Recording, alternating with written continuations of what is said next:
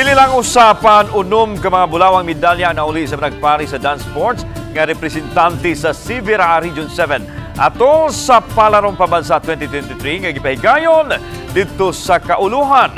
Atong ibida ang ilang kadaugan sa report ni Mark Reggie Abella.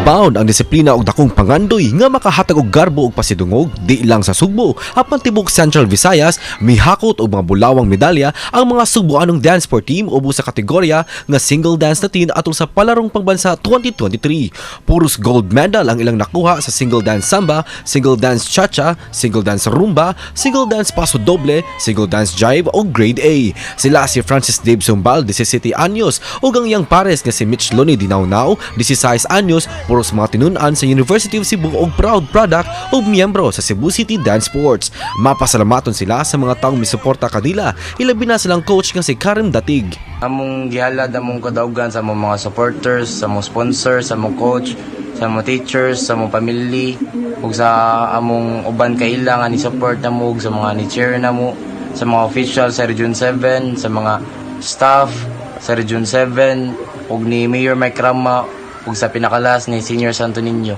Amo ning gihalad ang kadaugan para nila kay usamo sa kanang rason nganong naabot ni namo karon, nganong nahimo ni namo karon.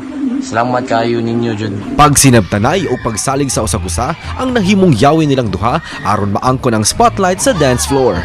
Kauban si Clans Gabutin, Mark Reggie Abella. Balitang Bisdak.